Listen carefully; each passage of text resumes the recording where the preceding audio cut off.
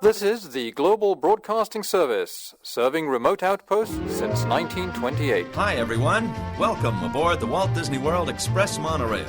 Caramba, we have something really big for you today.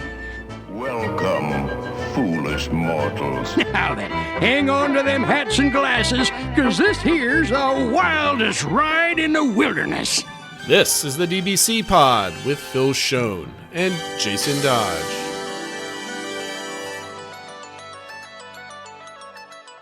Hey everyone, welcome to this week's pod. This is a show for the week of September 25th, 2023.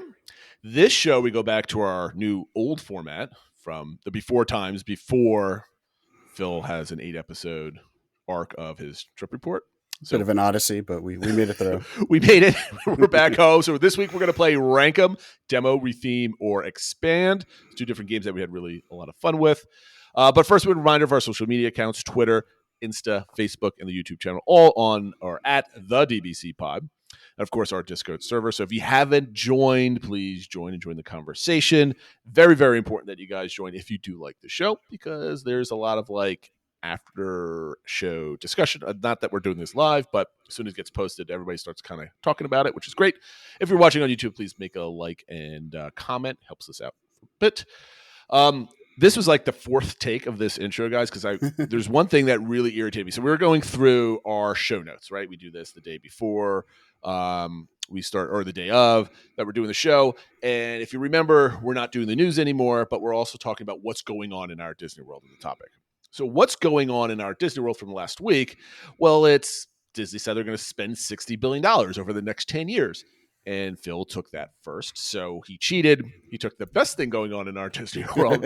So what is going on in your Disney World, Phil, that cost $60 billion? So we'll start with that. I mean, it is a little newsy, but it also led to a lot of discussion and kind of armchair imagineering and all the fun planning stuff we like talking about. So back on Tuesday, September 19th, there was a gathering of Wall Street analysts and investors, and both CEO Bob Iger and Josh D'Amaro were there. And they stated to them, which there's a lot of theories about why they said this and why they said this now. But they indicated that their plan was to ramp up their investments into the parks, basically demonstrating to investors they think the parks are worth investing in. That's where revenue is coming from. And they said that it's going to be now investing $60 billion over the next 10 years across parks and experiences. So that would also include like cruise line and stuff like that. Mm-hmm. So a lot of discussion online about how much is $60 billion really? How does that compare to last year's? And people are using complicated spreadsheets with inflation and everything. It's silly. And at the end of the day, I think we concluded that it's a lot of money. Yeah, things are going to happen. Yeah. And the best we could say was, it's probably not double what they've spent the last 10 years, but it's, 40 to 50% more. So it's more than they've invested in the last 10 years, significantly more. So obviously there's a lot. So people got speculating about what that could be, where it could be. And let's break this down here, right? Them. Yep. You asked some very good questions at the beginning, like why now? I was not expecting something like this, especially. I don't think anybody was. Yeah. Off the heels of Destination D23. Yeah. And this is where you announce stuff. Oh, and then a week later, it's just we're going to spend a ton of money. Thing to note for those that are listening and haven't read through the debates or anything else like that, when you announce this into a financial situation, you kind of have to do it. Yes. It's not this is not PR or marketing spend. It's this is the goal. This is the direction of the company. Please invest in us because of this type of thing, right? Right. This is whole SEC type of things. I am not a financial person, but it's very, very important the way they said these things. Yes. Did you want to speculate on why you said this, Phil? So I always think about when they make these announcements, or whether it's an interview, whether it's at a media event, or if it's to investors, you have to remember who the audience is. This wasn't done at Destination D23 when there's a whole bunch of fans and they get excited and blah, blah, blah. This was, as you said, was to get investors and analysts to reevaluate how they're valuating the company and whether they want to invest in the stock and that sort of thing. Basically, to me, demonstrating they're shifting from the past few years, which was all about streaming and Disney Plus and all the media stuff.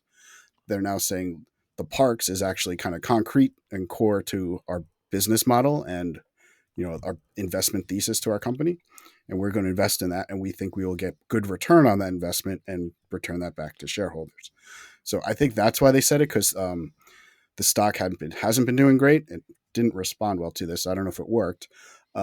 But I think they're trying to change the narrative around Mm-hmm. like the investment thesis for the company.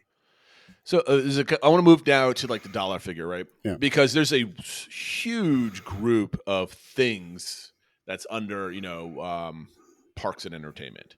Yeah. And it's 2 domestic parks, it's a European park, and it's 3 Asian parks, right?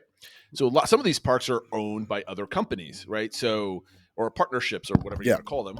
And so Disney doesn't fully invest in all these parks. They invest in partnership with these other people. So it's not like the new lanes that are opening up in Shanghai or Paris that are being built, that type of thing. They are not being built solely with the money directly from Disney, right? So, and they also just went through all these land upgrades also. So at least for the next, I don't know, 4 years, those parks are not probably going to see, actually maybe let's say 2 years, probably not going to see major upgrades to a lot of their stuff. 2, they already have 2 more cruise ships for North America that are in the pipeline being built, and they've got that mega ship that they invested in that's in the Asian Pacific, Right. South Pacific, or South Pacific. It's the Asian market. Yeah, Asian market that's being built. So they've already invested the money to build more cruise ships. I don't see additional cruise ships being built at least within the first 5 years right. of that, because they're going to have a massive fleet. The only thing I can think of is towards the tail end of that money, they start reinvesting in new ships because the first few are now come to the end of their life cycle. Right. I would imagine. So that leaves probably a hefty investment in foreign international parks and, more importantly, domestic parks. Right. So I think people worry about, they're going to spread the money all over the place. I think there's a pretty hefty amount of money that's going to be put domestically here in the U.S. What do you think about that? I think so too. And even if they do add another ship or two, obviously there's other expenses that go on it, but generally they're like about $1 billion, maybe up to 2 billion. Yeah. It's so even if they do 2 more ships, that's not going to take that much of the money. And then obviously, Japan is not owned by them at all, so none of this would go to the Japan parks. The other thing I'll add is they did come out and say that they didn't see opening in new cities or anything like that. So this isn't that they're going to build a third Disney park in Texas or whatever like that. Right. It seems like it is to be invested in where they currently have locations. And so, yeah, I agree. I mean, I think, Hong Kong and Paris are getting pretty substantial investments, and who knows what the climate is with China if they really want to invest there. Sure. So I think everything points to money going to the domestic parks. Obviously, we know there's the Disneyland Forward plan. I'm sure that would take up a chunk of money just because how expensive it is to do things in California. But any way you slice it, there should be a good chunk of money going to Florida, to Disney World. And we know in the past, Iger did mention about wanting to spend $17 billion in Florida. So if anything, this seems to confirm that or even up it a little bit more. Yep. And another important thing. So like the whole point of this was like, let's shave off places where this money could or is not going. Right. Because then the level of investment where, the show's about is Walt Disney World. We want more investment, obviously, the places that we spend a ton of money, right? So that also leads me to the next thing that we can, I think, cross off our list, which is a 5th gate. I do not think they're building a 5th gate within the next 10 years. They might start thinking about a 5th gate once they feel the impact of Epic Universe. But I think at this point, they have no plans for a 5th gate. And we can ignore the, what was the report that came out at the beginning of the year about like the 10-year construction plan for the Reedy Creek plausibility study or whatever it was, where they could, which land was suitability study, that's what it was, for where they could. But they had a line saying 5th gate. They're saying that this is we could allot this for this. I don't think they're going to build a 5th gate. And there's a lot of interesting speculation if you want to go on YouTube. What was it? DSNY Newscast had a really good video about it. Did I get the letters right on that? You did, yes. That's excellent. Good. Pat myself on the back. And he had a great video, but I don't think they're building a 5th gate. I think they don't want to spend that much money on raw infrastructure, roads, and all this other stuff that they have to fight the current board about, right? Because that's a little bit after just building like a new ride. So that leads to investment in the parks. And we don't have to rehash Destination D with all the Animal Kingdom stuff and Beyond Thunder Mountain. But I think what I want to discuss as part of this is, and this is part of one of your last bullet points on this topic, is, we did a show, I don't know, a couple months ago, and we still have the spreadsheet on what Disney spent money on in the last decade, right? Because this came out when they announced $17 billion for the next 10 years. We went back and says, well, what did they spend money on in the last 10 years? And not that we have to bring it up and go through all of it again, but a lot of people like rattling off rides and attractions that we all got. What a lot of people forget is the Skyliner, lots and lots of hotels and DVC, a lot of upgrades, infrastructure. And I don't know if that budget for like roads and stuff like that comes out of Reedy Creek and not the Disney infrastructure, but we got a lot of that stuff. So my question is, so you want to ask, how do we spend the money? How are you spending the money specifically at Disney World? And again, this is not going to, like, you don't divide, let's say they take $25 billion over the next 10 years. Yeah. You don't spend $2.5 billion a year. Like you could spend like $1 billion, $500 million, then $6 billion. Like it's there's no rule like how you spend the money type of thing. So how would you spend it? Where would you like to see it go? Yeah. So I definitely think we need to increase capacity within the existing parks. Some of the plans that they talked about for Dino Land, I think would do some of that, and the Beyond Big Thunder. But I think they need to go more than that and just say, how can we fit more people and have more things for them to do, whether that's keeping the parks open later and shows and nighttime things. But some of it is just more physical space with more attractions and more dining and all of that for them to do. Let's stick on capacity for a second, right? Because Josh D'Amaro and Iger both talked about capacity, right? That's specifically mentioned within the last 8 months and the direction they want to go, which is why you're seeing Beyond Thunder Mountain being talked about. Yep. To your point, and we've been talking about these type of things tremendously for the last couple of years. We need to get people out of Magic Kingdom and other places for the nighttime spectaculars, right? Mm-hmm. We want to depopulate the hub. Whether that's just there's a Villains Land where we could do shows. We talked about this before, that type of thing. So I think they have that in mind. So for capacity's sake, over the next 10 years, leading up to COVID, we were getting, we got a new Pandora in 17, Toy Story Land in 18, and then Star Wars Galaxy's Edge in 2019. So we were getting basically a land a year. Do you think once October 1 comes around, it's the new fiscal year, and they start allocating money, we should probably get a land then, if that is the case, in 3 years, so 2026, October 2026, which is right after Epic Universe. Do you think they're going to hold to just a land every year and adding on that? Where do you think that cadence is going to come, if at all? Yeah, I mean, I think it would be roughly a land every year, every other year, and then the off years they do a major just single attraction or something like that, or maybe 1 year in there, because they did. When you think about it, for Hollywood Studios, within about 6 to 12 months, they really opened up Toy Story Land, Galaxy's Edge, and Mickey and Minnie's Runaway Railway. So I think there could be like a chunk like that, or maybe two during the next 10 years. Maybe it's more in Hollywood Studios, maybe it's at Animal Kingdom, but where there's like that big investment in one area, that it's maybe more than just a single land. Do you think they are going to rotate parks again? Like, 20, let's say 3 years from inception, the shovel hits the ground or it kind of opens, whatever. So that gives us 2026, right? I think everything that we hear about now is not hitting earliest till maybe 8 months after Epic Universe opens. I think that's like the minimum we're going to see anything new. So hold on tight for nothing new at the parks for a couple more years. Do you think, I guess, so the next big one's Magic Kingdom. That's for sure. We don't know what it is, but probably for sure Magic Kingdom is going to be the spot. Mm-hmm. Do you see them, doing Animal Kingdom, Magic Kingdom together, and then coming back to Hollywood Studios, back to Epcot? Like, how do you see that? Yeah, I'd say roughly that. I mean, I kind of feel like Magic Kingdom's almost separate, where it's like, because everyone goes there anyway. It has a ton of capacity. We're just trying to add to that. And I do think they did mention a lot at Destination D23 that Magic Kingdom continues to be the most visited park in the world. I think they want to keep that, so they need to keep adding to it and that sort of thing. So I kind of see Magic Kingdom almost on its own timeline, that as they can add to it, they'll keep adding to it, like they did with Tron and stuff like that. Well, let me stop you there. Staying with Magic Kingdom, do you think they learned any lessons from New Fantasyland and Tron about adding to the Magic Kingdom that will be different, or do you think they liked what they saw from? Because like Tron did not bring extra people to Magic Kingdom. It basically, there was no influx of people. It actually got less busy. So it was just kind of like, here's some new stuff, but it wasn't exciting anybody that they were hoping anyway. Right. I mean, obviously, it's also hard to tell because they had the COVID down years and stuff like that. But I think the prime example of adding a new land and the impact it had was when they built Pandora and the impact it had on Animal Kingdom. So I think that's kind of the model.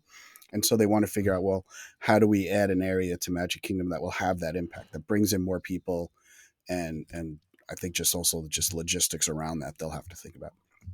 Okay, so Magic Kingdom. Then what was the next one you were talking about? Animal Kingdom. I think Animal Kingdom. We know that's going to be the next one. That'll probably start even before Magic Kingdom, and then I think they'll probably kind of rotate the other parks. Like, so Magic Kingdom's kind of on its own, and then the other three will be in some sort of rotation. Like every other year, one of them will get a land or something. You want to do early speculation on whatever the D23, I forget what it was called, the super duper awesome like Ultimate Expo. Fan Fest or whatever it was. Yeah. Do you think that we get kind of like a MCU or Star Wars like timeline of like what's coming type of thing? Because they'll have another year. The gentleman, I can't remember his name, that's now in charge of WDI, he's going to have another year under his belt, creatively anyway. And then, like, do you think we're going to get like here is like the next 6 years? Because they're talking in decades right now. I actually think so. I mean, I think that's why they're ramping it up. It's going to be in multiple locations. They want to be able to handle twice as many people. Like, in my mind, that's building it up for something big. Yep. And I think, they've had now 2 years in a row where they just talked about Blue Sky and that sort of thing. And like you said, now Bruce will be in the role for another year. So I think it's teed up for that. And maybe it's not the next 10 years every single year, but it's going to be like, it's like a kickoff, right? Yeah. Like, we're kicking this off, shovels in the ground. This is opening this date. Like, at least the next couple opening things are. And then maybe they'll have, and after that we're doing XYZ, but maybe not exact dates. You know what's going to really happen, Phil? They're going to have this big, huge kickoff event, and it's only going to be Disneyland. In pure WDI fashion, right. It's all their new Disneyland stuff in LA, that type of thing. And they'll let us know that the other new Blue Sky for Animal Kingdom.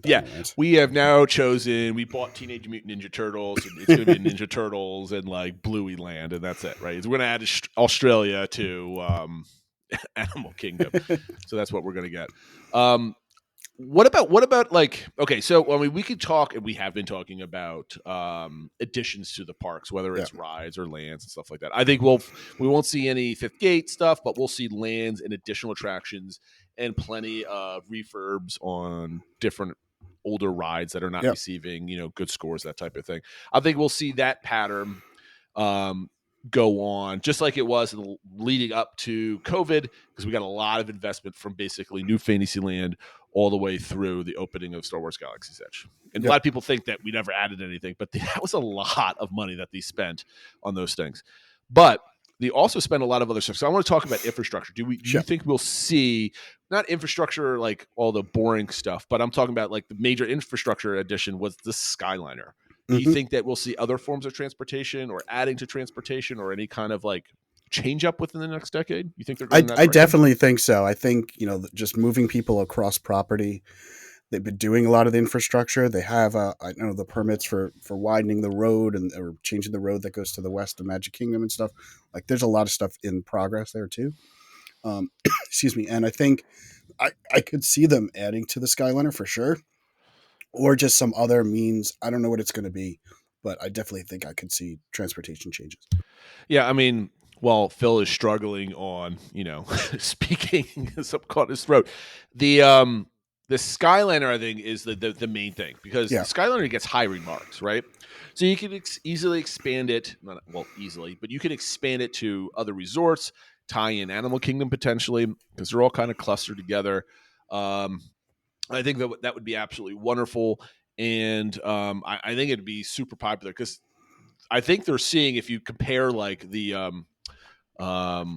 Riverside and Port Orleans, or French Quarter and Riverside, where they're kind of off on their own type of thing, versus the popularity of like Pop, Animation, and CBR. I think there's data in there, like people are going towards Skyliner type of attractions. And I think that would be highly beneficial. Whether you do that right away or that's towards the end of the decade, I think there's plans to be like, if this is something that we want to do, let's fire it off. But I think demand for the parks has to come to a new level, and I think they're going to build some more stuff and see how like Does Animal Kingdom see a huge influx of new guests? Does that become a full day park with some of the new additions? Because if it does, I think they're going to want to get more people over there. But if Animal Kingdom remains to be like go in at 8 o'clock in the morning, you leave by 11 to 2, and they're not going to invest millions upon millions of dollars to bring more people over there, I don't think. Yeah. The only other thing is if they can start promoting park hopping, like, you have an app, you have a special, like, we've chosen you to be able to park hop, and like what we've talked about before, Sure. and they want to get people, maybe that might be a direction. But I think it's going to be tied to major investment in the parks and whether the investment in Animal Kingdom gets more butts in the seats per se over there. And then I think they start talking about transportation. That's when they pull the trigger. I don't think we'll see a Skyliner to Magic Kingdom. I just think they don't want to crowd the sight lines around the lagoon or whatever. So if anything, I don't even know if you're able to do it to like the TTC. I don't know if there's enough. I don't think they could handle that much more people going into the TTC to hop on the monorail or get on the boats to go over. So I don't think they would do that. If anything, it would be like landing at like the Contemporary, and they would like beef up the walkway from the Contemporary or something else like that. Yeah. I'm thinking. What other forms of infrastructure do you think they might spend money on? Is it more friendship boats? Is it more places boats can go? What do you think? I think that the two things that jump to mind is if they kind of ramp up things with like autonomous cars and things like that, where they try to get people from point to point. Cause we know it's if you want to get from like a resort to a resort, it's not easy. You kind of have to use the minivan. So maybe there's something there. And then the other thing, real life people mover. Yeah. Kind of like a real life people mover, but maybe using autonomous cars. And then I just don't know if they could do something more with buses. I know like for Epic Universe, for getting from like the main area over to where Epic Universe is, they're changing the road, so there's going to be like dedicated bus lanes. And I know they have some dedicated bus lanes at Disney, like when you're going to Disney Springs and stuff. But I don't know if they could do a little bit more of that just to make it easier for the buses to get around. That could be another thing too. But yeah, I think that the Skyliner, I don't see them expanding the monorail or anything like that. No. The only other like little things I could think of is it'd be nice if there was some way to get from the back of Epcot to the front without having to go through the park. Maybe. And then the other thing was, in our kind of big blue sky, if they did the Villains Land, maybe would they do a back entrance into Magic Kingdom? And then maybe you could have, whether it's Skyliner or something else that maybe goes to that back entrance. Yeah, I mean, Epcot's got 2 entrances, right? Right, so exactly. Maybe they do something like that. The other thing that you kind of put out on social media was how many DVC towers can you get for $60 billion? And you did the math. Do you have that in front of you by any chance? I'm putting you on the spot. I know. Yeah, so I figured out it was based on like land and available land or something. I figured out that how much it cost to build Bay Lake Tower and how much real estate area that took up, that you could do 87 DVC towers for $60 billion. So that's what we need. We need more DVC, right? Or, pollute the skylines with more DVC. All right, I think we kind of murdered the $60 billion question here. Obviously, it's all speculation. Obviously, people are going to talk about, inflation. It's not really that much. You're not relegated. Like $60 billion is a target number. They can always go to $70 billion if they wanted to. They could go to $50 billion because of things happen. But basically, the way they're saying is they're doubling the investment that they were planning on doing. That's the magic tagline, right? Mm-hmm. Ignore the numbers a little bit, but typically for investors, the audience that you talk to, they're doubling the investment. They're leaning into the parks, cruise line, et cetera, as their moneymakers as things go on. Yep. All right. Do you want to go on? I really like your topic number 2 rather than going to my topic number 1. Because this is a holdover from, It Never Dies, your Trip Report episodes. But I think these are like quick little hits. We can kind of move on after this. But you had these things that were sitting there. I couldn't wait to talk about them. But 3 little things that annoyed you, 3 little things that you loved. So I will give you the option. I mean, it's your idea. You can do whatever you want. But I'm going to give you the option of doing the annoyed ones or the loved ones. I'll do the annoyed ones first so we can maybe end on more positive notes. But there we go. It was kind of like, as I was preparing to do the trip report and just going through the trip, there were kind of little things that jumped out at me that I'm like, this isn't something that you tell somebody like, oh, you should or shouldn't go to Disney because of this. They were just like 3 little things that definitely impacted our trip. And I don't know if they're things that impacted other people as well. So the 3 little things that annoyed me on my trip. First thing was the bus timing indicators that they have at the resorts. Oh, these are the worst. It's great that they have them, but A, they don't have them at the parks. So you have no indication of like when your bus is going to come to like bring you back to the resort. And 2, they don't seem very accurate. whether they take a lot longer, or we had one where it was set to come and it came like 10 minutes early, which we didn't realize it was going to come 10 minutes early. So we had like gone off to do. So I don't know. It feels like in this day and age where, Uber and everything is down to like the second, like these things should be a little bit more accurate, and moreover, and they should be on your phone and the app and everything. Like, so it's like, it kind of teases you with what they have, but it should be better. See, this is $1 billion worth of investment right here. This side. Put everything on GPS, all on your phone. There we go. Yep. Spend $1 billion. Feel good now, Phil. So the second thing, and this is kind of the first thing that came to mind, and it's like a super petty little thing, but we, all of us had at least one Magic Band Plus, which, you have to charge every night. When you plug them into charge, they light up and blink and glow. And so we have 5 of these on our desk that are all blinking and glowing while we're trying to go to sleep. I wound up taking like a towel and putting a towel over them. like there's got to be a better way. Maybe other people out there, if you have good ideas for how you handle charging your Magic Band Pluses in the rooms, let me know. But these are the worst, because I had 3 of them for my 3 kids. My wife and I didn't get them. I think if we go forward with our upcoming trip, I'm gonna pick up a Magic Band Plus because I want one too. But there's not enough USB ports, so we had like 2 over here, 3 over there, and it's just like Disney with all these, like, now everybody's charging things. We've been asking for more USB ports because potentially for phones or iPads or tablets or whatever that are charging in the room, there needs to be a specific charger meant for Magic Band. So if that max occupancy of the room is 5, there should be Magic Band chargers in the room. Like it's hardwired so no one can steal it or anything else like that. And you just rest your Magic Band right on it. It goes click, boom, and you can just kind of rack them. Look, maybe something like a tie rack or something that kind of sits there, or like the I'm imagining like when you buy a watch, if anybody still buys watches, and he kind of has like that little band that you have, and it just kind of sits on it like this and kind of lays over it, and you can just have 5 of them if there's occupancy of 5 in that room. Boop, boop, boop, boop, 5 of them there. I would love that because that would nice, keep it simple. I don't have like wires all over the place. Like that's the other thing. Like I have enough trouble like making sure my wife's charger, my chargers, because I bring my personal 2 phones that I have, one for work, one for myself. And I got all these wires all over the place. Now I got 5 Magic Band chargers all over the place. What if ones get lost? Then the Magic Band doesn't work for the next step. It's just like, make this easier, please, Disney. If you're going to put echoes in every room, I think you can put like some kind of charging stand for the Magic Bands that you charge us. Yeah, that's a good idea. And then the last thing, and maybe it was just us, and maybe we got a bad carton of milk or whatever it was, but we found that there wasn't any temperature controls on the fridge that was in the room, and our milk that we got, because we need milk for the coffee in the morning, froze. Where did you put the milk in relationship to where the freezer is? So it was on the door. Is that right by where like the freezer? Like some of them have like. Did yours have like the little freezer opening where you can? No. It was just a fridge. There was no. Oh, there was not even a freezer component to it. No. Then that stinks. Yeah, so I'm annoyed for you on all of these. I'm fired up. All right, let's move to the 3 little things that I love. Yes, and some of these might be more than little, but they were things that kind of hit me that improved our trip. One was mobile ordering for food. I just think it's great. I know a lot of people are like, "Oh, I want to talk to somebody. I don't like." Blah, blah, I don't want to talk to anybody. What are we doing here? Come on. But it worked great for us. I wish they had them at the food booths at Epcot and stuff like that. That would be the best. And I especially loved it. We did it for a couple of breakfasts in the morning. Everybody tells you what you want. You order it. You walk over. You click here. Like when you're getting close, it's like ready for you to pick up.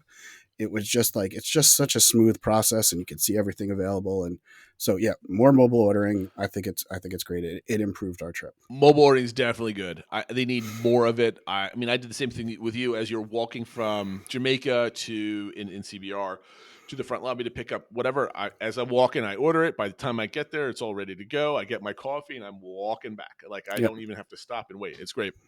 But more importantly, you hit it on here with the Epcot food booths. Like half the times I want to buy something that's from the booth, but I see a long line. I'm like, I don't need it that much. I'm rethinking my $12 purchase for like 3 little tiny things. But if I can order it and then just kind of go hang out with my family, watch the lagoon, go into like the Japan shop or something, and then pop out and get it when it's ready, I'm here for it. So I'm definitely with you on that one. Yeah. So while I did complain about charging the Magic Bands, I do still think the Magic Band Pluses are pretty cool.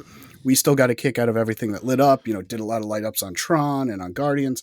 Just walking around, all of a sudden your wrist starts buzzing, and you're like trying to look around what set it off. It just brings more kinetic energy and interactivity to the parks and stuff like that. So again, it's not a reason to do the trip, but it adds to it, and it's something that definitely added to our trip. And I'm totally with you on that. Watching my kids like figure out why it's buzzing and kind of looking around and discovering things like that.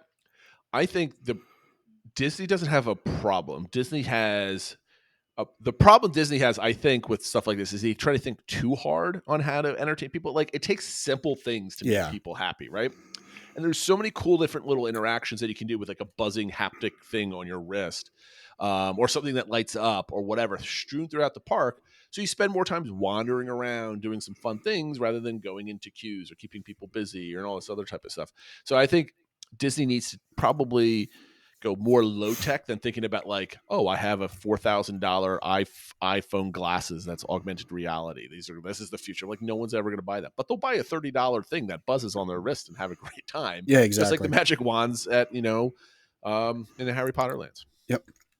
And then the last thing is there still could be more, but we did see a lot of characters kind of out and about. I remember seeing a few times the country bears were around.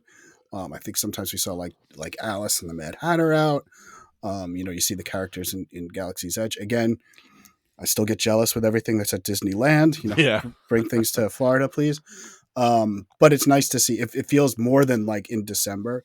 I felt like I saw more characters out and about. So I hope that continues, because that's another thing that adds kinetic energy. It just feels like they've put a real emphasis on doing this over the last couple of years. And I think it's because of coming back from COVID and all this other stuff that you said, okay, what is cheap things that we can offer because we can't do X, Y, Z? And it's kind of putting characters into the parks. And I remember being in Epcot, just looking down.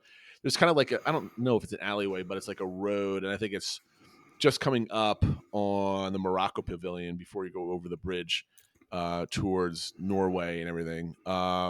There's like 6 characters just like kind of all just hanging out with people who are going out there. And I can't remember. I think there was like some dwarves. I think there was, Chip and Dale were there. I mean, there was just like random characters that you don't expect to see. They're all just chilling. I was like, oh, that's awesome. Yeah, I think they come out near where World Showplace is. Yeah. And my understanding is I believe a lot of the times those are perhaps new friends to the characters. So it's kind of like a training ground type area. But yeah, it's called a Character Palooza, or just kind of random meets where it's characters that don't necessarily fit that area come out, and that's one of the spots to kind of do a type of thing. So those are 3 little things. I mean, I think this should be like a segment that we do, 3 little things, because it's like little tiny things that we can kind of talk about. I like how we have the annoyed stuff and the things that we love. It's like, salty and sweet, I guess, whatever. All right, I want to go to just one of my topics because we're at the halfway mark of the show. I'm not doing this one, but I'm going to tease it because we're going to put it on the back burner as I kind of flesh out my thoughts here.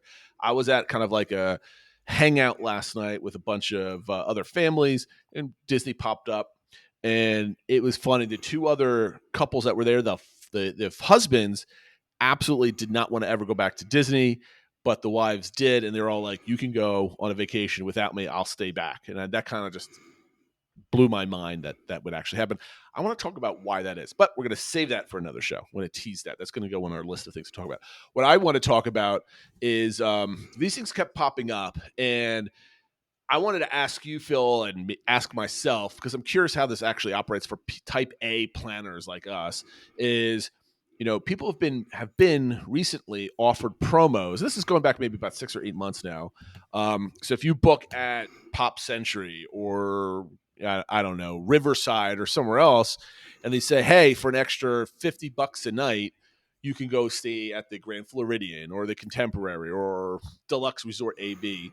And you're still paying more, but you're paying at a reduced rate.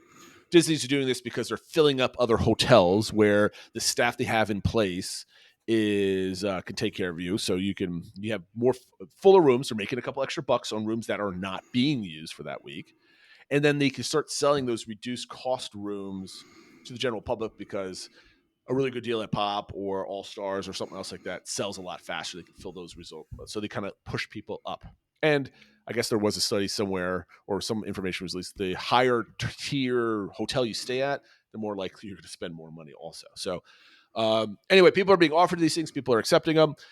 My question is, if you were given the opportunity to do this, whether it's the week before or even at check-in, how would that affect your planning? Like, would you do it? I'm assuming you would do it if it's a couple extra bucks a night. Would you do it? It would. It's hard to know without the details, like which resort and how much. I think in general, we probably would take advantage of it. But I think if it's like right at check-in, I'd be more hesitant because it's like, okay, we're here, we're ready to go.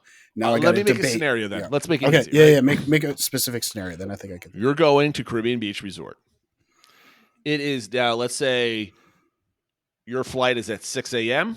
Mm-hmm. At 1 o'clock in the afternoon, the day before your flight down, you got a call and said, hey, we're offering a promotion. Would you like to stay at the Grand Floridian for an extra $100 a night? So you're going for a week. So let's say extra $600, stay at the Grand Floridian for the week. A, would you accept it? The date, 24 hours before check-in. I don't know. You'd think it'd be an easy if you decision. hang up the phone, the deal's gone, sir. I'm letting you know. Act now. I think my gut reaction is that I wouldn't take it because I'd feel like it's like a used car salesman trying to like talk me into something that I don't know all the details of, and I don't want to make a rash decision. So I would say no. You would say no to the Grand Floridian upgrading from the Caribbean Beach? I would probably say no because I love the Skyliner. But no, I would. Okay, let's say you do take it then. Okay, so we've said that this. I would say, just to give you a little more. I think if they called the week before and like gave me a little time to think about it, or like give me an option, I'd be more likely to. Okay, I need to dive into this because now you're completely derailed my thing with a more interesting thing. What would make you not? Why would day before, 24 hours before? Why would you not accept it? I think I'm just still like it's just the rash decision, like pressure. I feel like I would be jumping at it, like not thinking it through. I mean, we got the money, right? So you have to pay an extra $600, right? Yep. What in your mind? Because this is kind of tied to my questions. What do you think is going wrong with accepting this?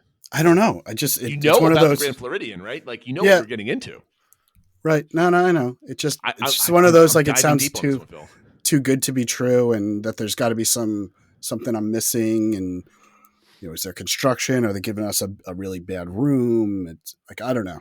Like it feels like something. If you got a really bad room, you'd be like, this room stinks. There's like bugs all over it or something. They have to give you a better room because of that, because they just changed everything. Just if they gave us like that into like a bug like looked over. I don't know. Okay. Probably not. I don't know. That's my initial reaction though, but I don't know. I get it. You're immediately suspicious of good things, exactly, right, that are happening, right? Yes, I get you, and you got a million scenarios running through your head, like, why are they doing this? This does not happen normally. Okay, let's say it happens anytime. It has to be okay. Let's say it's a week before, whatever's comfortable for you. We have to give you a time frame. Is a week the earliest? Can we say 5 days? Can we say 3 days? Because what I'm getting at is how does it affect your plan, like at the last minute, whatever last minute is? Well, that's what I'm saying. Like, what changes for you? The day before, like you said, you're leaving at 6 a.m. and stuff. That does impact my plans, and I would be worried that I wouldn't be able to adjust in time. I think with 5 days to a week, that's enough time for me to rejigger the plan. Okay, so what's changing? So what's affecting your plan? Well, just like which parks we're doing, when, like how we're going to get to them. When but you're at CBR versus the Grand Floridian, right? Whatever, we're not going to go over a trip report or a cadence or a call, whatever. Yeah. How does that affect you going to the parks in your head? Well, I love how this is my topic and I'm grilling you on this, but go ahead. Well, just how transportation to them. Some are now taking longer, some are shorter. Is it a resort now? We want to spend more downtime at the resort. Do we want to adjust things like that? Like now, okay, Grand Floridian. You could do that on the fly. You've been training your whole life for this, Bill.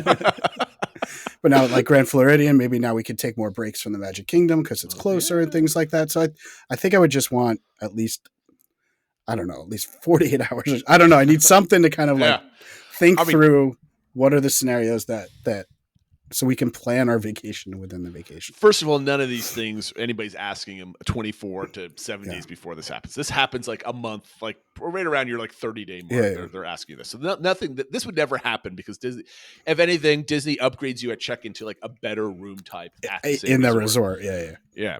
Okay, so but let's go back to the scenario CBR to Grand Floridian.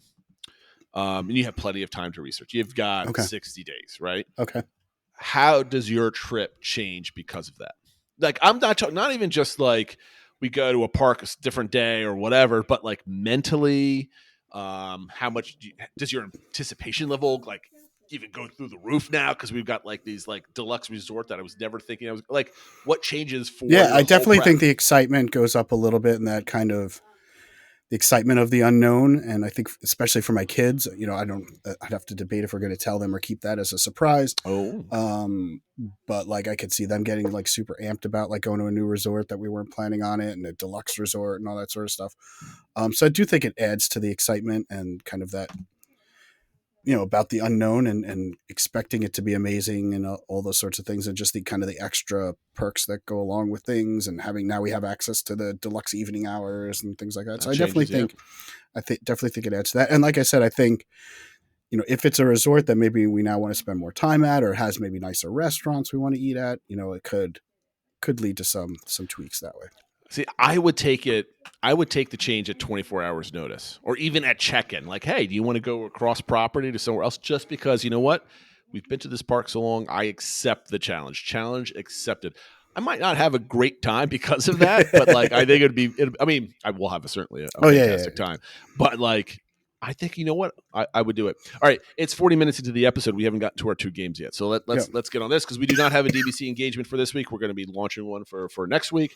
The first one is Rank 'em, the Animal Kingdom lands. You set this one up, Phil. So why don't you kick it off?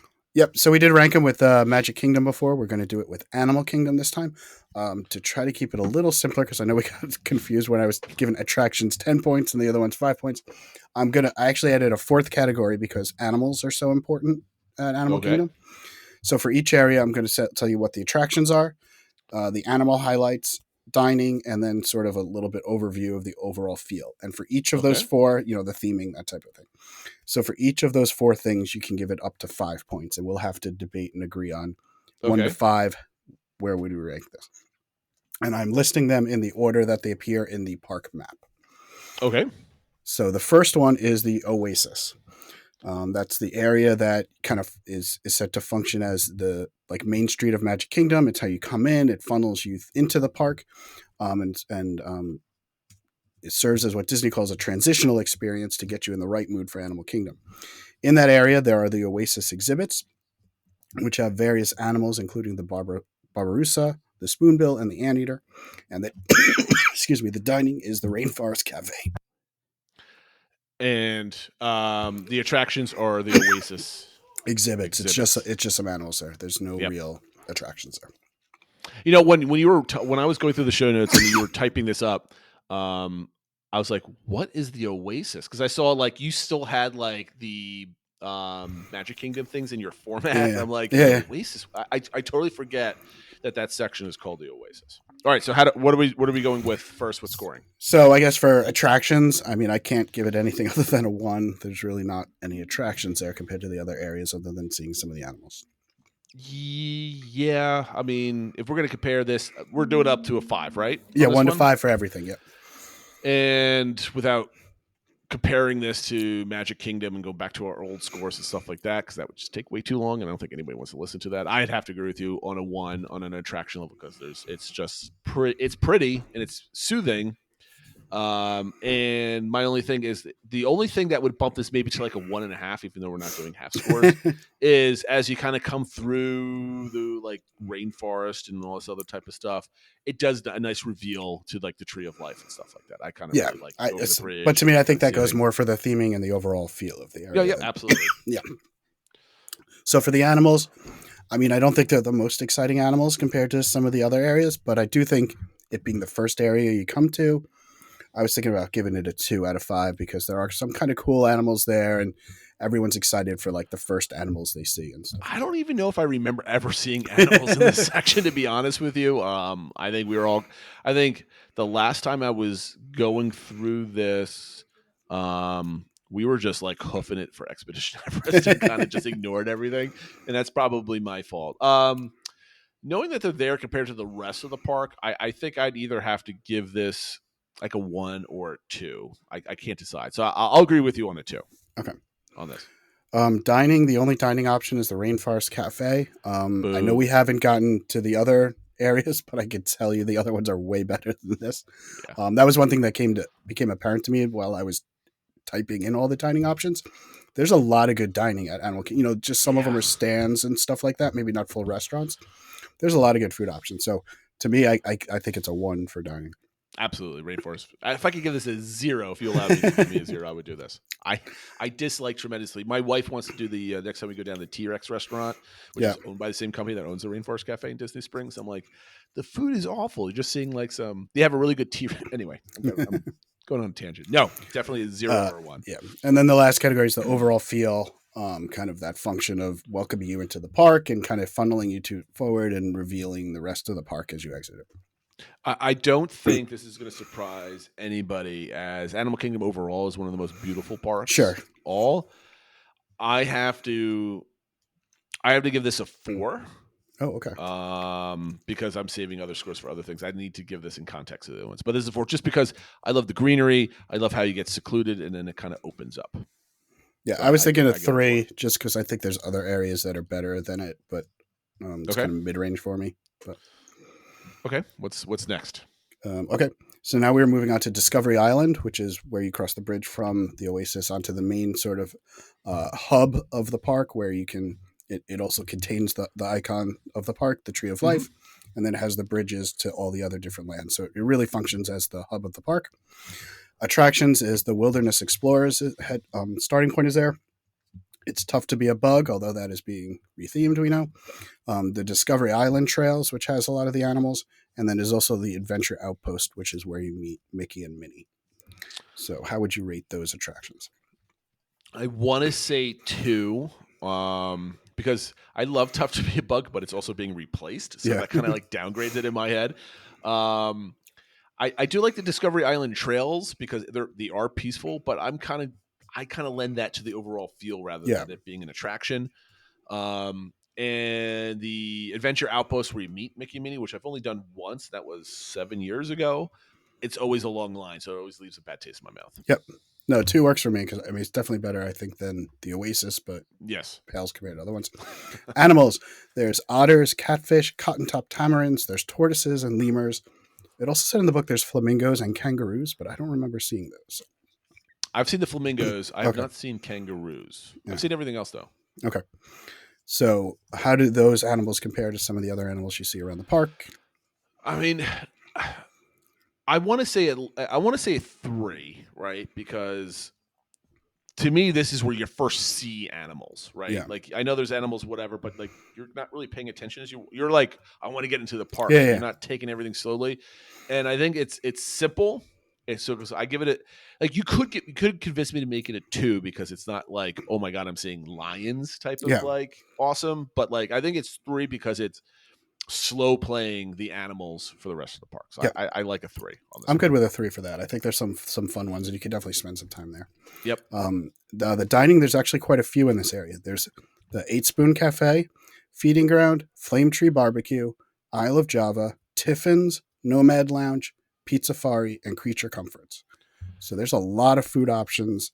Tiffin's a lot of really is like part of this? Like because you don't cross the bridge into Pandora until you get to this. This is a part of the Discovery Island. You're right. Like I don't really think about it as part of this area, but like you have to give this a 5. Yeah, that's what I think too. I mean, there's so much variety, and just some of let's the highlights. Ignore Tiffin's and Nomad Lounge, right? I mean, phenomenal places, right? Like let's take those out.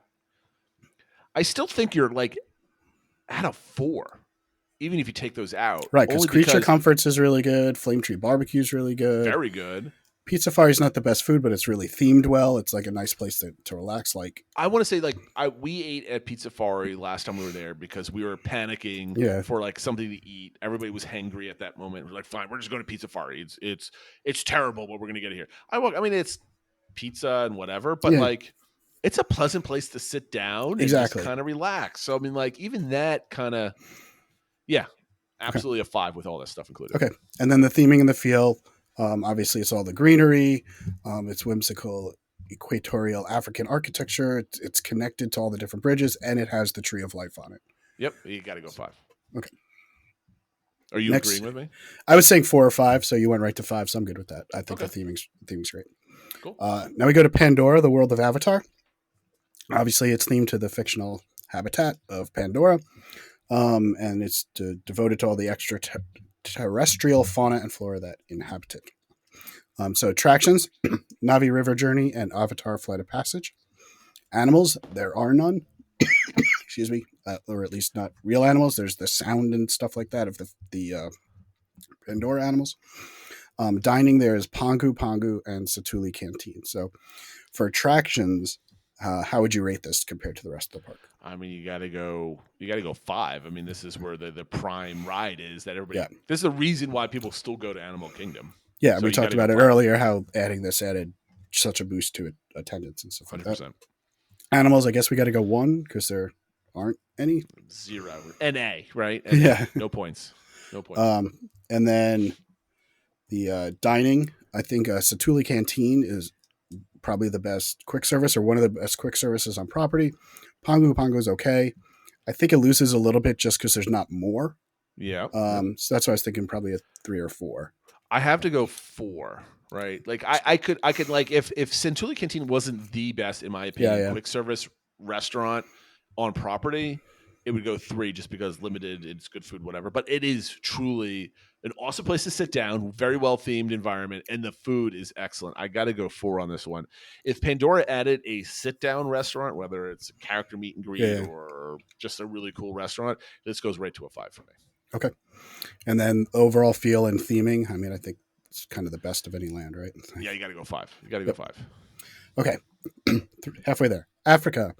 Attractions, there's the Festival of the Lion King, Kilimanjaro Safaris, the Gorilla Falls Exploration Trail, Rafiki's Planet Watch, which includes the train, the conservation station, and affection section. I mean, I want to say 5, but I'm not because you're comparing it to Pandora, which drives traffic. Yeah. So I could give it if I could give it 4 point something, I would, but I'll just say 4 because we're rounding numbers. It's a solid 4. Yeah, I was thinking 4 or 5 because, I mean, the safari kind of is the attraction of the park, right? But Festival of the Lion King is a top-notch show. I think beyond those 2, it's definitely a step down. So, I'm okay with 4. I mean, the only difference is people don't go to this park specifically for the safari. Sorry, guys out there. But, people go to Animal Kingdom just for Flight of Passage and not care about the rest of the park. Right. People go to the safari to do the whole park, and that's one of their main reasons to go. That's why I give it a 4. So animal highlights, there's the elephant, lion, gorilla, giraffes, hippopotamus. There's the type of monkey, the okapi, tarantulas, and goats. I mean, you got to go 5, right? Got to go 5, right? Safari. Yeah. Absolutely. Then dining, there's the Mahinda popcorn stand, the Dawa bar, Tusker House, Kusafari coffee shop, Tamu Tamu refreshments, Harambe fruit market, and Harambe market. First of all, the coffee shop is awesome.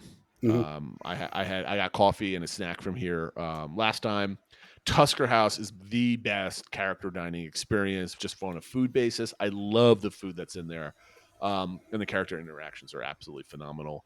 I love the Harambe market. It's got a really cool selection of foods, good place to eat. I dig it. I have to go 5 on this one, in my opinion. I'm there with a 5. Yeah, I'm fine with a 5. I was thinking 5 or 4. The only thing it's missing is it doesn't have anything as nice as Tiffin's or whatever, but it has quantity and quality of that quantity. And not to mention the bar that's right there. I love Dawa bar getting is beer great. Yeah. And just watching the performers in the central square, I guess, whatever you want to call it right there. I think that's probably one of the most relaxing places, or not, maybe it's not relaxing, but most enjoyable places because it's loud. To sit in the shade and have a beer. Absolutely. Okay. And it's actually a functional, and it's actually a functional bar. I mean, it's an outdoor bar. You sit belly up to a bar. You don't get that experience anywhere else on property. Outdoor bar? I'm trying to think. Outdoor bar. I'm trying to think a full outdoor bar because there's Baseline Tap House. There's I'd have to think if there's real bars. I'm thinking about that too right now because that just popped in my head. Anyway, let's go to the next one. And then just the overall feel and the theming of the area, themed to the East African port village of Harambe and kind of just all the theming and stuff like that. I would say either a 4 or 5. I'd like to go 5 because this is one of my favorite places in the park itself. So I'm going to go 5 on this one, I think. Yeah, I was thinking 4 or 5. Just trying to compare. Is it as good as Pandora? Is as good as the Tree of Life and stuff like that? But in different ways, though. Yeah. It's like Pandora is great because it's fantastic or fantastical and out of this world. It's different reasons. Africa looks and feels like an African village. It feels lived in, right? Like I love that. It feels like a bustling African city, town, whatever. Okay. Asia, the attractions are Feathered Friends in Flight, the Maharaja Jungle Trek, Kali River Rapids, and Expedition Everest, Legend of the Forbidden Mountain. It's I guess I have to go 4, right? If for the same reasons why I gave Africa a 4, I have to give this one a 4. I mean, I love Expedition Everest. It's one of the better coasters. All the other stuff is like hit or miss. The Maharaja Jungle Trek is half the time everybody's sleeping on that on that trail anyway, so it's hard to see things. So yeah, a 4. Okay. Animal highlights. Some of these are from the Jungle Trek. There's tigers, the bats, gibbons, Komodo dragons, line-tail macaques, and colorful birds. If I had to give Africa a 5, I have to give this one a 4 then. Yeah, I think that makes sense. Safari. Yep. Dining. There is Mr. Kamal's, which has fries and dumplings, the Warung Outpost that is a beverage stand, Drinkwalla, Yak and Yeti, the restaurant, and also the quick service, Joffrey's Coffee House, Andapur Ice Cream Truck, Trek Snacks, and Thirsty River Bar. Is what I'm saying. Like, there's so many things in this park. Yeah. I have to give I would almost give this a 2. Oh, really? Because there's really not like anything like really elevated in this area, but I'm giving it a 3. Okay. Because it's got a lot of great snacks that you can go to, and it's got some of those shortest lines if you just want to grab a beer as you're walking from like Africa to like Expedition Everest. So like availability of stuff, and then mixed in with the overall feel that you'll get to, I think it's a really chill spot to have a snack and hang out. I'm good with that. I was thinking 3 or 4. I mean, I know a lot of people do love Yak and Yeti. We're not really those people. Thirsty River Bar there, so it's hard to judge. Yeah, and Thirsty River Bar is one of my favorite bars, but I agree with you that there's not as many like full lunch places or whatever. Yeah. So compared to the other places, 3 sounds good. And then the overall theming and feel of the area. Obviously, it's set to the Kingdom of Andapur, and so it's India. It's got Cambodia and Indonesia and all these different areas. And so you have the mountain of Expedition Everest that like looms in the distance and stuff like that. So what do you think of the overall feel and theme of this area compared to Africa or whatever? First of all, you put the score in our Word doc and not your spreadsheet. Yeah, I put it there too. I noticed that, but that's all right. But no, I again, I'm going to go 5 again on this one, only because the walk through Asia towards Expedition Everest, so if you're going in that direction, especially in the morning, is absolutely gorgeous with the sun and everything else. Like, there's not another place in a park where I just love kind of just walking slowly. It's usually not packed full of people, and there's like a lot of different places where you can kind of step to the side and have some wonderful scenery. So I really love this part of the park. Okay. And last but possibly least, Dinoland USA. Attractions, there's the Boneyard, the Fossil Fun Games, Finding Nemo, the Big Blue, and Beyond, Triceratops Spin, and Dinosaur. I mean, I would like to give it a 1, but since we gave the Oasis a 1, I guess you have to give this a 2, only because, I think 2 is appropriate. The Boneyard's there, and the Finding Nemo. Finding Nemo's good. Absolutely. Yeah. Animal highlights, not many here. There's the faked or the model of the Tyrannosaurus Rex, and you do get to see American crocodiles. But to me, this is like a 1 probably. Yeah, there's nothing there. Dining, there's Restaurantosaurus, Dinobite Snacks, Trilobites, and Carnivores. I've never eaten at Restaurantosaurus, so I can't really score this. Compared to the rest of the park, I have to give this like a 2 maybe, only because there's one of these, I can't remember which one it was, but I got a margarita from one of these, and it was a really good margarita. So that gives me, I'm going to go up to a 2 on that one. Yeah, I was thinking 2 or 3. Restaurantosaurus, I think, is actually pretty, for that type of like, get burgers and things like that. I think it's actually a really good version of that. And they do have the bars that's connected to that as well. And some of the snack places are good too. So I was thinking 2 or 3, but 2 is good.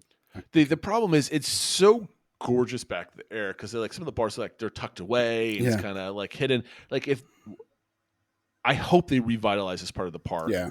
because like there's some really good opportunities for some good food and hanging out and kind of relaxing over there. I can't wait to see what they do with it.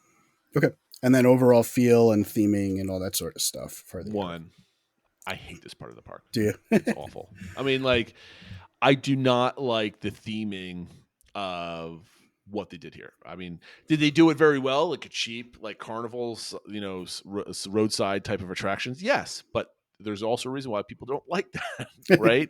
So when everybody asks WDI to make original IP for the parks, be careful what you ask for. You might get another Dinoland USA, right?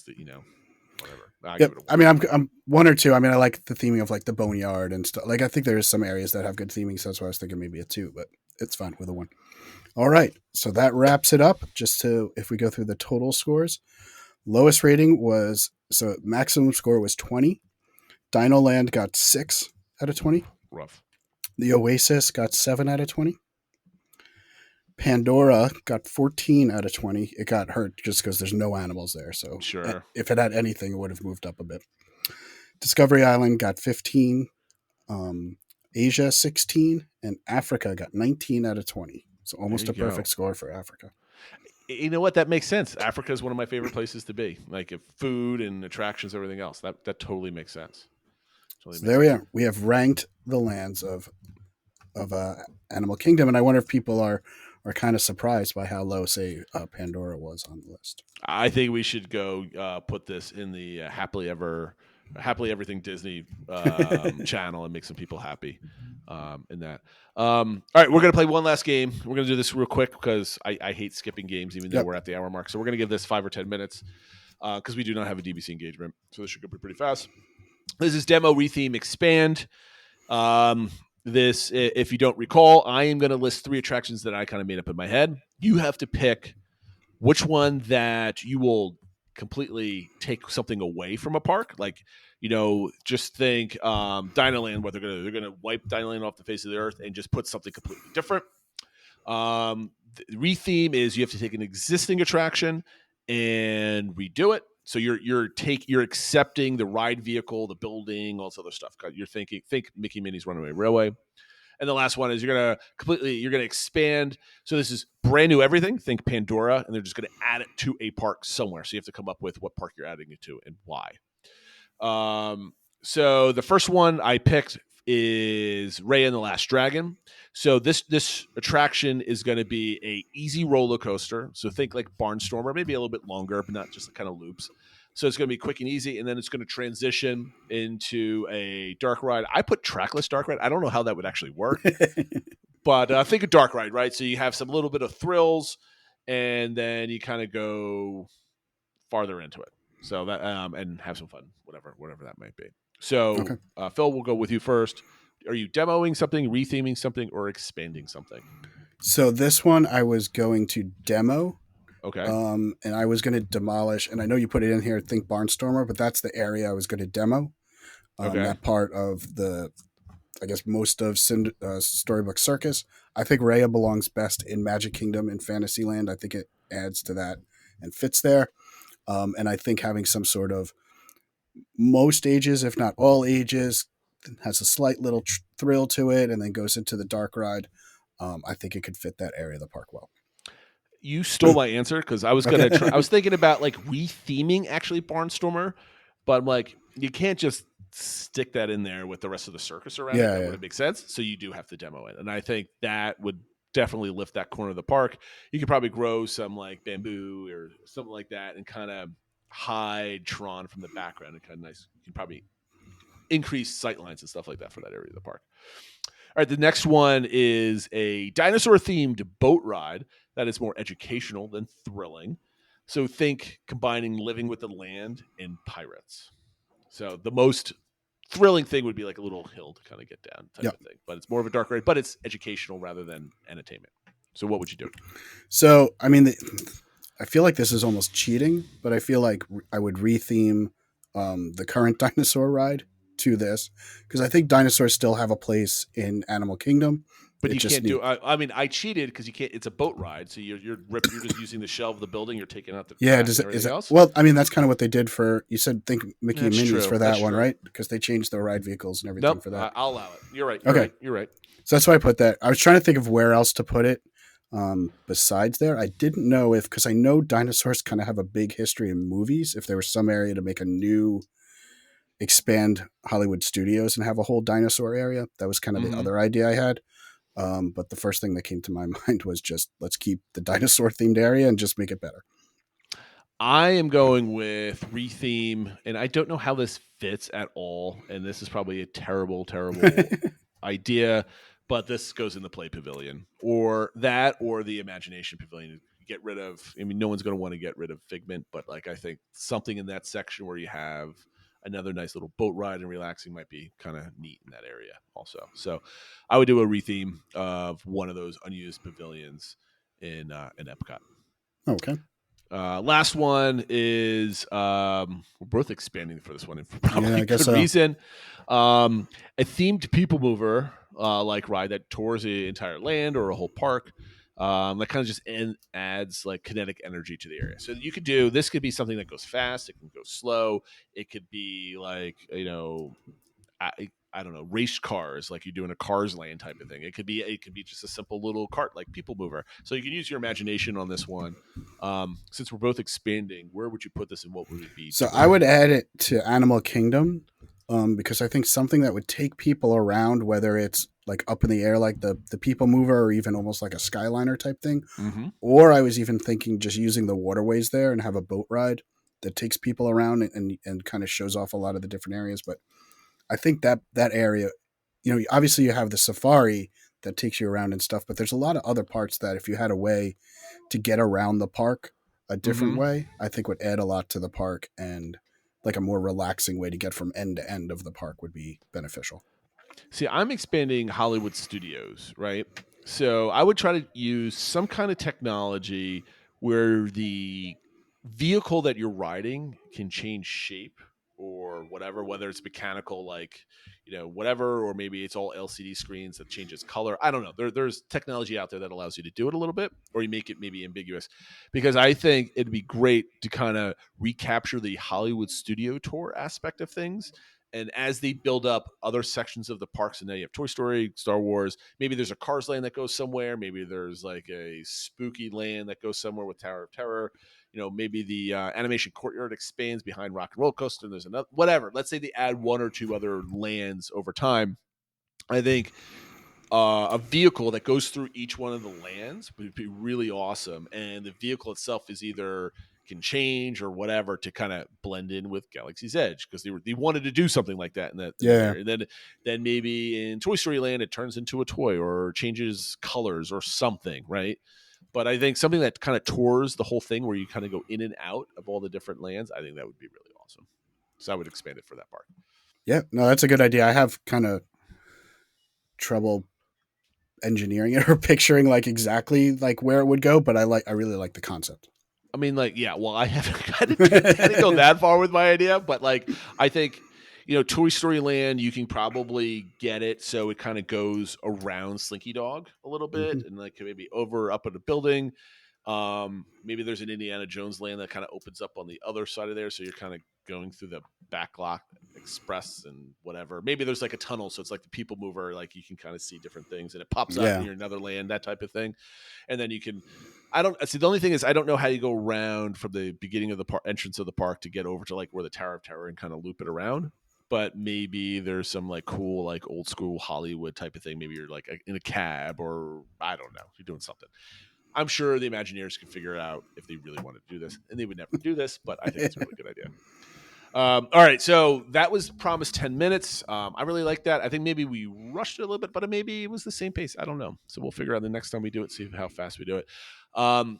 This week's DVC engagement is going to be, in the past 10 years, Walt Disney World has expanded with the Skyliner, Pandora, Toy Story Land, Star Wars Galaxy's Edge, DVC resorts, and other refurbs. And this is going back to our topic for today. We're asking the same exact question.